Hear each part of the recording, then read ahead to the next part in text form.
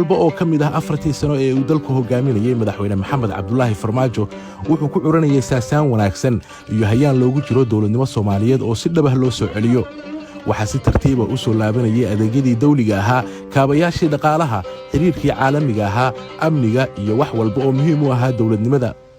waxay ahayd 4 sano oo aan lagu xadgudbin dhulkii danta guud iyo hantidii qaranka ma jirin cid gaar ah oo ku takrifali kartay taas beddelkeeda waxaa dibudhis iyo dayactir lagu sameeyay xarumihii danta guud ee ku burburay dagaalada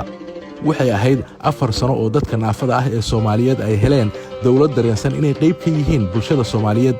30 sano kadib madaxweyne Farmaajo ayaa markii ugu horeysay saxiixay sharciga dhismaha hay'adda naafada qaranka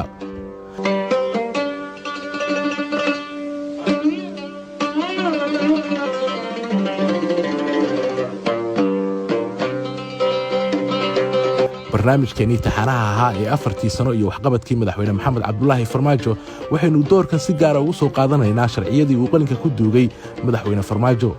waxay ahayd 4 sano oo uu dalku yeeshay shuruuc muhiim u ah dawladnimada iyo dibdhiska dalka kuwaas oo saxiixitaankooda ku dhiiraday madaxweyne farmaajo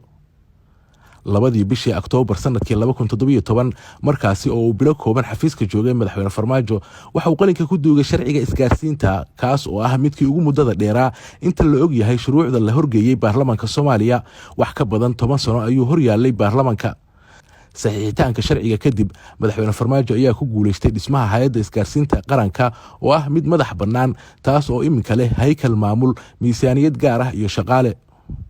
inkasta oo guud ahaan sharciyadu ay muhiim u yihiin dalka haddana bishii Sebtembar sanadkii 2019 waxa la dhihi karaa wuxuu madaxweyne farmaajo saxiixay sharci Soomaaliya baahi weyn u qabtay waa sharciga dhismaha guddiga madaxa bannaan ee la dagaalanka musuqmaasuqa heer federaal iyo heer dawlad goboleed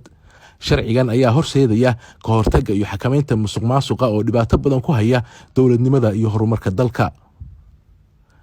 bishii December sanadkii 2018 madaxweyne maxamed cabdulaahi farmaajo ayaa saxiixay sharciga dhismaha hay'adda naafada qaranka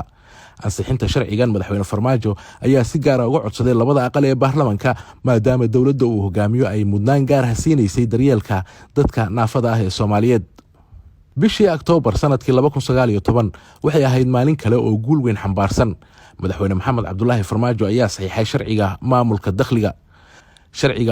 dakhliga ee uu saxiixay madaxweyne farmaajo wuxuu muhiim u ahaa dawladnimada waa sharci la jaan qaadaya nidaamka casriga ah ee ururinta dakhliga sidoo kale sharcigan ayaa qayb weyn ka ahaa dhamaystirka hanaanka maamul wanaagga iyo hufnaanta maaliyadeed ee ay dalka ku hogaamisay dawladda madaxweyne farmaajo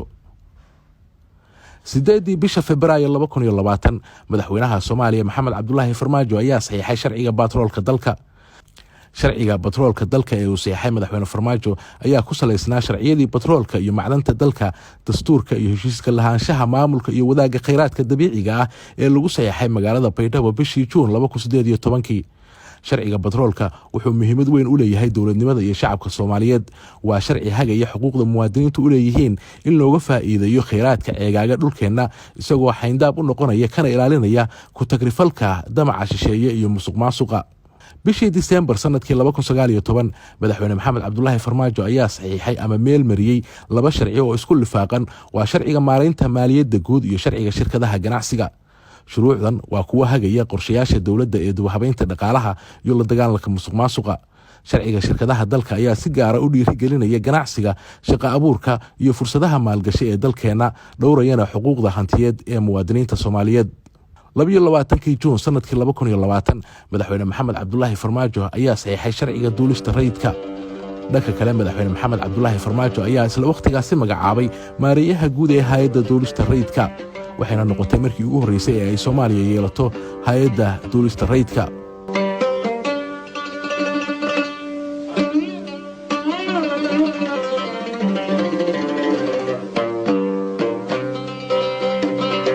haddii aan leeyno barnaamijkeena kan xiga waxaynu si gaar ah ugu faaqidi doonaa hay'adaha madaxa bannaan iyo golayaasha qaranka ee dhismay 4 sano ee uu dalku hogaaminayay madaxweyne maxamed cabdulaahi farmaajo